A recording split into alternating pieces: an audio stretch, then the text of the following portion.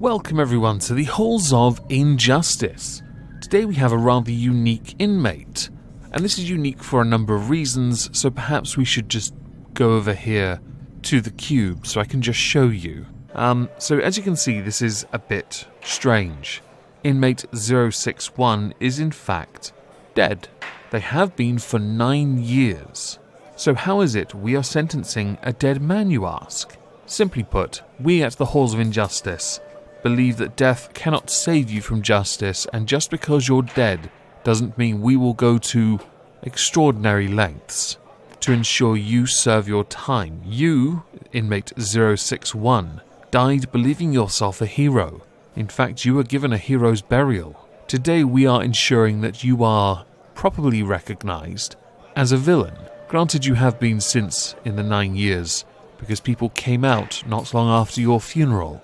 But I want it on Halls of Injustice public record, essentially. So in today's Halls of Injustice, we are going to be devoting our time to a man once regarded as the British version of the People's Champion. A man that was universally loved. A man that was a Knight of the Round Table. He had fingers in pies, and he had ears. He had influence, power. Hell, he worked for politicians at one point. I'm of course talking about Jimmy Savile.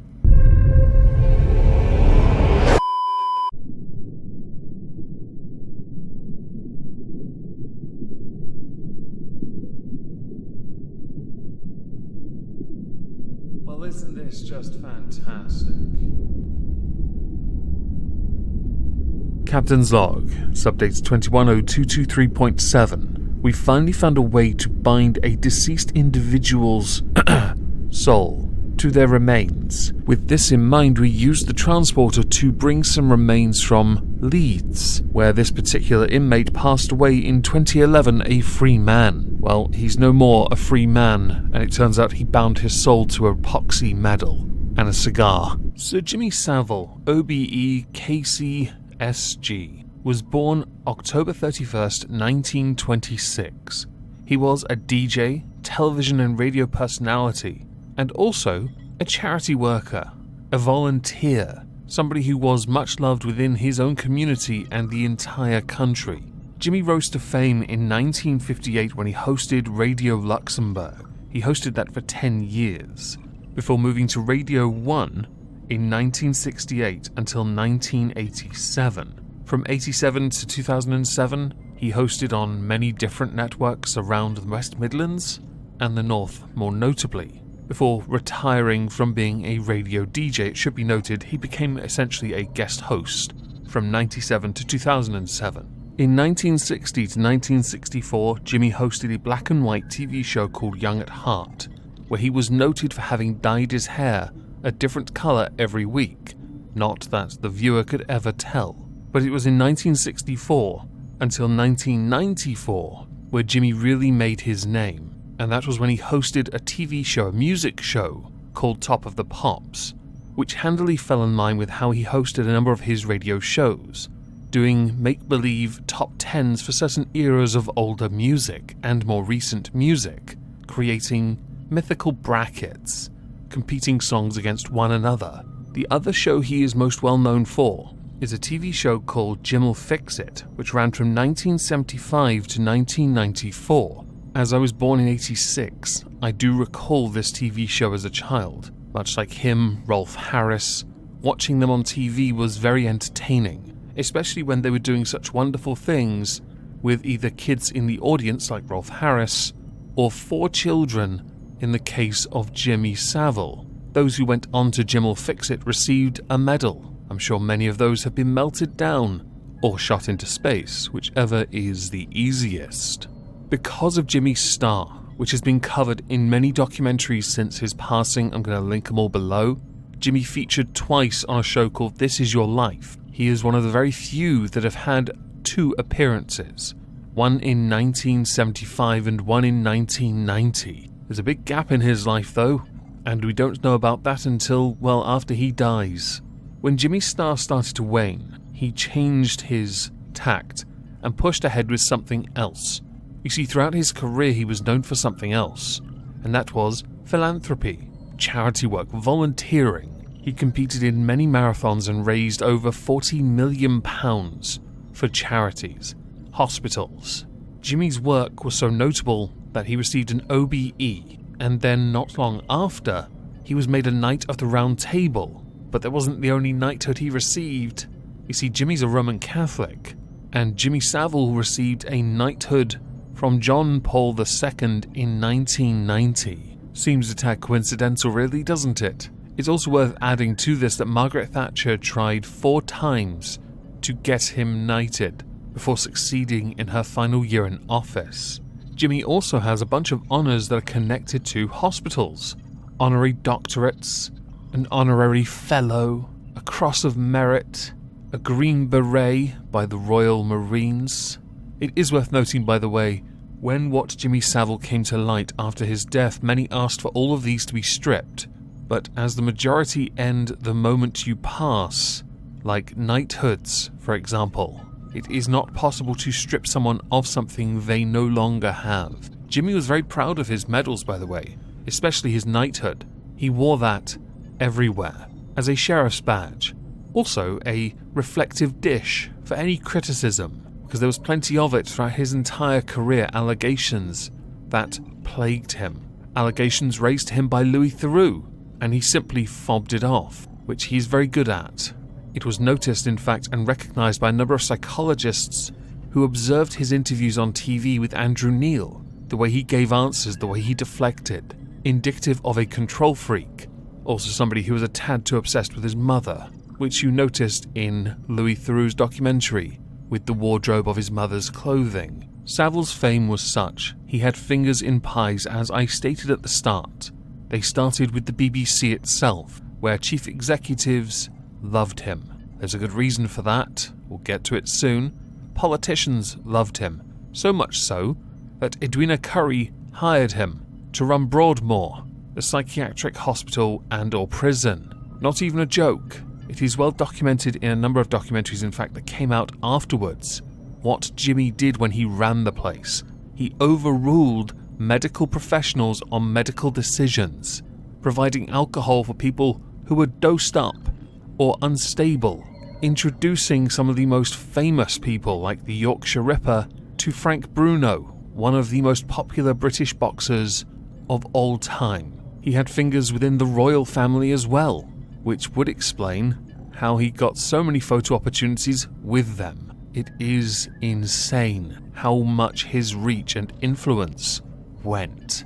So when criticism came knocking, he was protected. He was insulated. Even when his star had dwindled and he was just a guy living in a house in the middle of the Highlands, he was still safe, because no matter how many times people came forward, nobody listened. And this is one of those startling realities where you understand that social media has changed this so much.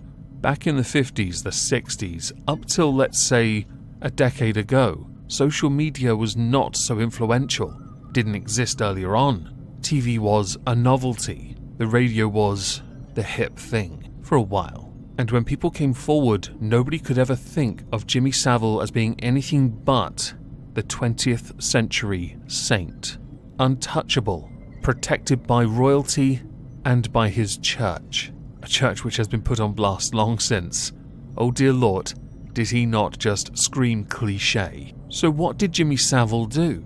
Well, for this we have to go to October 29th, 2011. Jimmy Savile passed away at his home peacefully after having returned there from hospital after having suffered pneumonia. His passing was not considered suspicious at all. It was simply 84-year-old man passes away at home. He was given a funeral you would only ever see for the single most famous person in the country, or royalty. A golden coffin which had been galvanized to prevent it from rusting. He even lied on a sprung mattress at an angle.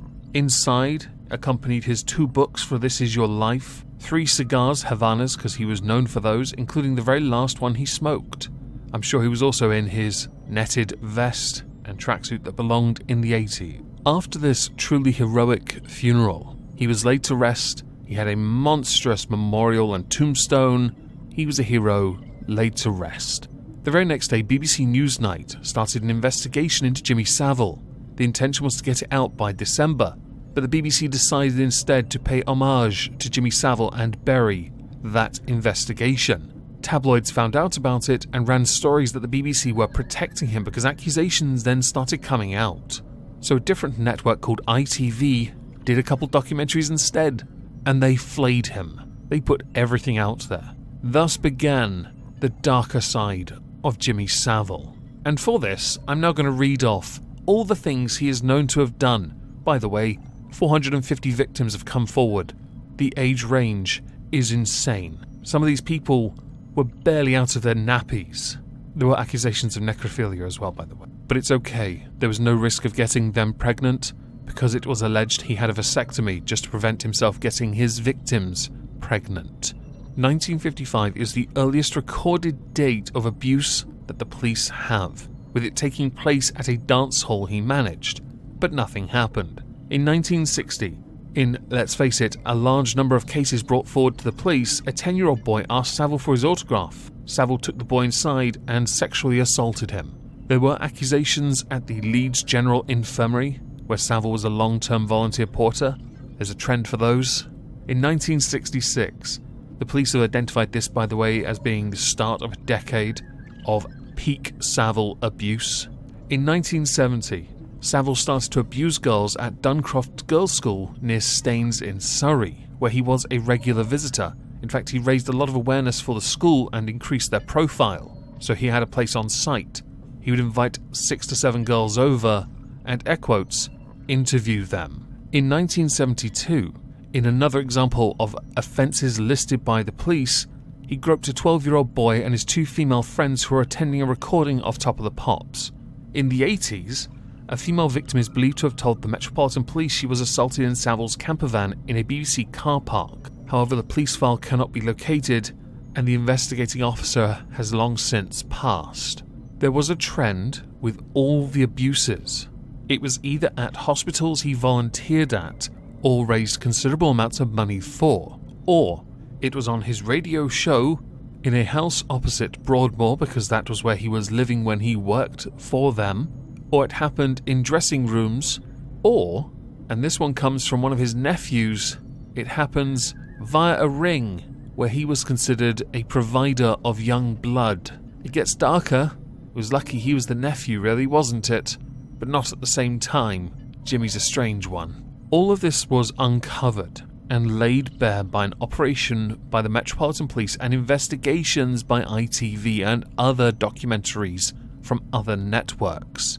For the police, it was Operation U-Tree, and it opened up a Pandora's box of paedophiles and sex offenders, all of whom needed burning. So how did this fit in with the BBC? They knew about a lot of this, and yet they continued to feature him as a presenter, a radio host. They protected him, which is why I on a regular basis say #defund the BBC. I have no time nor any respect for them. They should have published that Newsnight investigation. Then again, they shouldn't have buried the investigations decades earlier, which they did when they protected Jimmy because some of them were in on it. Operation U-Tree proved it.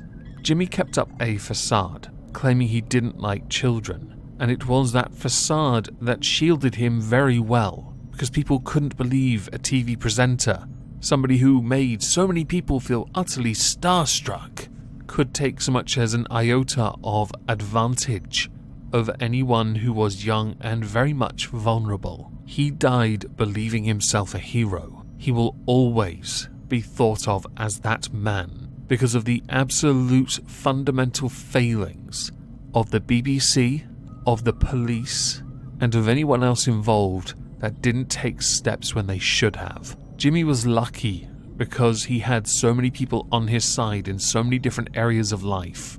That is the biggest shield anyone could have. Quite frankly, Jimmy is a product of power, privilege, and arrogance. So my view is, we dig you up, we stick you in a cube, and you stay there. By the way, that cigar you're smoking, it's your last hawk. I found myself being banned from BBC Radio there for quite a while.